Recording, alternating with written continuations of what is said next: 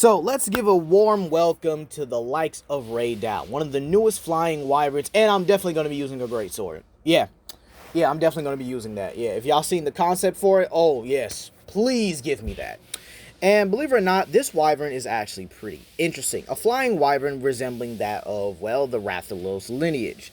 However, what is this wyvern exactly? How does its adaptations work? Well, that's what we're going to be talking about here today, and we're going to give it a bit more speculation than anything. Keep in mind that this wyvern's pretty interesting, and, well, this is coming from someone who's played Frontier. So, without further ado, let's begin. Now, it's very interesting to look at her, as Rey Dau is easily a member of the Rathalos family. There's way too many resemblances to Rathalos and Rathian than anyone here. But now you might be asking, well, Legendary, are there any Rathalos family members or subspecies that have been able to wield lightning? And believe it or not, yeah, and this is why we're going to be making a lot of Frontier comparisons here. So when looking at the family tree of Rathalos, we actually do have a member that uses lightning, Zeru Ryusu. I'm just going to call it Zeru for just simple clarification here. So, yeah, believe it or not, this is a Rathalos family member or subspecies, excuse me, that basically utilizes electrical abilities and utilizes them to attack his opponents here. And believe it or not, it's actually pretty interesting. It's a lot more aerodynamic, it's a lot slender, and as you can see here, there are some distinctions with this Rathalos here. Now, the reason why I do think it evolved like this is to combat its enemy, Torticles here, but again, we'll get into that in a future video, excuse me. So with that being said here, it is definitely common for Rathaloses or subspecies members to evolve and utilize electricity within their attacks here. Now, this is actually pretty interesting for Rey Dau here because, again, his electrical abilities seem to be in the same league as monsters like Zinogre and Rathalos, or Berukisiu and Dragorisu. Now, we're going to talk about those guys in a bit here, but as we can look at design here, it definitely seems like it has a lot of its abilities centered around electricity and channeling electrical storms. This is important because, again, the planes that he is in, or the environment, excuse me, that he's in, does have a lot of electrical sandstorms, which, believe it or not, is actually pretty dangerous, which means that, again, these monsters and these humans are built different, okay? Because, again, a sandstorm that actually turns electrical can be a very dangerous problem in, well, the desert, considering the sheer fact that if you get struck with that, that's turning the environment around you to glass, and, well, that's not good here. Now, we actually do see that this is a very untraditional flying wyvern in terms of its combat here, and this is because it utilizes its wings in combat. Believe it or not here, you might say, well, that's a bit unusual for a flying wyvern of the Rathalos lineage, right? Because, again, there aren't too many Raths or any Rathalos that I can really remember here that actually utilize their wings in combat. So this means that the evolutionary function here, or the evolutionary diversity, does come in with its wings here, having those blade-like appendages. Now, keep in mind, we do know that the more cat-like or tiger-like wyverns, such as Hijuki, Barioth, Nargacuja, Diruga, and Tigrex, obviously here, all have forelimbs and claws designed for their, well, weaponization. I mean, they can easily use their claws, jaws, tail, and forelimbs here to attack their opponents. However, with Rathaloses, they mainly use their talons, jaws, and tail. Meanwhile, Rey Dau here utilizes its wings, claws, jaws, and, well, tail, meaning every part of this creature's body is a weapon here. Now, this is due to, well, it being able to fight off packs of the newer, the newer fanged beasts, the new grizzly bear of Monster Hunter Wilds here, known as Dash Aguma. And we also know that it may be possible that Lala Barney is close to those areas, but again, those wings would definitely help it cut through the more crimson webbing of Lala Barney if they ever do interact with each other. This means that its wings are definitely more used for, well, obviously flying, right? But again, in combat as well here. We also have to understand that these wings also channel electricity, and being the top predator of the windward plains, meaning that it does have that role of possibly predating other predators as well. Considering apex predators can also be known as super predators as well. Considering the sheer fact that it's not impossible for a predator to eat another predator, because of the nutritional value that other predators seem to have for each other. It's a weird thing, but again, there are such things as super predators, so it is what it is here.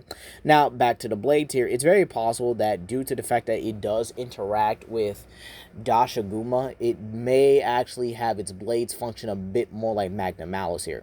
And we actually see the design of Rey Dau. The blades are able to retract and come in contact with the membrane of the wings here, meaning that it is both a shield and a weapon at the same time. Kind of like Magnum Malus arms in a bit, but again, a bit more, I guess you could say a bit more protective, and possibly a lot stronger than Magnum Malus blades as well here. Now, another thing we also have to look out here is that this can actually help it fight against rival Rey Dau for possibly mating rights. Now, considering the only few wyverns we do know actually utilize this wings in our combat are both Borikasiu, Dragosiu, and Astalos. Now, Astalos is pretty important because, again, we know that this thing can definitely run hands if it wants to. And this means that its wings have to be strong enough, or the skeletal structure and membrane of its wings have to be strong enough for it to actually go in close quarters combat with other monsters. Keep in mind that Astalos also still functions like a regular flying wyvern. It's just that if it grapples with you in the air, it can actually use its forelimbs to beat down on its opponents while it is in the air, which actually makes it one of the more dangerous wyverns when it comes to combat. Now, let's talk about these other wyverns I've been naming from here. Both Barikiu and Dragorisiu, which are both of the same species of flying wyvern and known as the Rejang or the Rejang of the flying wyvern group here, are capable of utilizing electricity, which probably makes them a bit more comparable to Rey Dau than the likes of Rathalos when it comes to combat abilities here. Now, keep in mind, as you guys saw here, both Dragorisiu and Borikasiu all have these tendrils or these extra appendages attached to the membrane of their wings, which allow them to channel electricity or dragon energy electricity through them and to use them as whip-like attacks against their opponents. This is actually pretty important because, again, Rey Dau can use the electricity to channel through his wings or the blades of his wings and utilize them to attack his opponents. Now, one of the more interesting things here is that Rey Dau has an extra appendage on its head, which you can actually see is like a Cobra hoodie where it's able to retract and extend it, or in Rey Dau's case, retract and then aim. Now, this means that it may utilize this, and it obviously utilizes, not may, what am I talking about here? It does utilize this to, well, focus the electrical energy coming through its mouth and actually use it as a railgun. This means that Rey Dau has actually developed a way to aim its electrical attack here. Now, I'm not sure what would happen if you actually break this. It doesn't function like a Zinogre or a Rejang when it comes to their electrical attacks, considering the fact that they do have ways to channel it through their own body. Zinogre's body is able to handle the electricity that the Dracophage or the phage bugs actually allow it to use here. And Rejang as well, just Rejang. It's always had control of its electricity like an Electivire from Pokemon. So, with that being said here, this means that Rey Dau may have an unstable amount of electricity, which makes sense because in the Windward Plains here, it's very possible that the electrical storms actually do provide a much more, what I want to say here, a much more concentrated quantity of electricity than any other area in Monster Hunter. And that is a very big possibility. For example, we know the Elder Recess is filled with tons of Elder Dragons, which then would provide dragon energy, which makes it the highest concentration of dragon energy or dragon element that we do know here. Now, Zarusu, we don't know how it really got its electrical abilities or how it eventually evolved into this here. But it's very possible that, again, it may have to do with its competition, Torticles. But then we have the, again, Borikasiu and Dragorisiu, which both utilize dragon element in combination with electricity or with Dragorisiu here. it utilizes dragon element along with its usual electrical abilities, where Barikasiu here actually utilizes its electricity through normal means, except it channels it through the whip-like appendages through its wing here.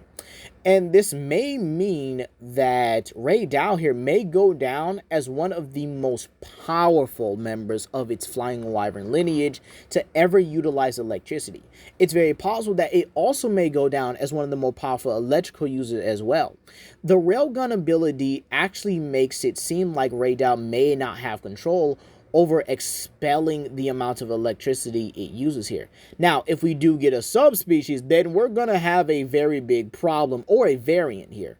Now, this may also mean that if we are able, if we are able to break these appendages from Rey Dau here, this may mean the railgun ability may be able to backfire on Rey Dau here, meaning that it may not have the full control without this hoodie. So, in all honesty, yeah, I think that would honestly cover Rey Dau here. I think it may actually be one of the most powerful electrical uses that we have till date here. And believe it or not, the comparisons to the Rathalos lineage are just way more, just blatantly there. I mean, just look at the two side by side here. Now, in terms of aerial combat, we do not know just yet. I definitely hope they put another flying wyvern in, or bring back Rathalos. I mean, it's pretty obvious that Rathalos is going to be back in the game. He was in Monster Hunter Frontier, so what's there to stop it from coming back here? But overall, Rey Dau is definitely one of the few monsters that I think I'm going to love here. I already love its design. It's definitely monstrous and definitely freaky. Because again, I was one of the few people that said Frontier deserves a remake in modern day, just so that people can actually suffer. And me personally, I probably am going to suffer because I don't have the game anymore. I sold it. Oh my gosh. I'm sorry, y'all. My Xbox had crashed and everything, and it just didn't go out well. So it is what it is here. But overall here, I could definitely see Rey Dau being the, I wouldn't say Espinas of Monster Hunter Frontier, or Monster Hunter Wilds, excuse me. But I definitely think it is going to go down as one of the more powerful wyverns till date. Probably above Rathalos, and maybe, just maybe, it could be Elder Dragon level. But then again, we are going to have to see how these Elder Dragons just simply handle themselves, or how Rey Dau simply handles Elder Dragons like maybe Kushala Daora, or maybe there'll be a new Elder Dragon. We already know that's always been a thing with Monster Hunter in general, always add a new Elder Dragon. Plus, please bring back Nergigante. It's been a while. We've been wanting him to fight someone at least worth his time, and Rey Dau might actually be a Elder Dragon or an Elder Dragon level monster that could possibly be worth its time. And it's probably a possibility that it is Elder Dragon level. But I rambled on long enough. Please comment down below, like and subscribe and share with your friends. And be sure to stick around to know what the next video is going to be. Peace. Steady, girl. Hey, what's the matter? You smell something?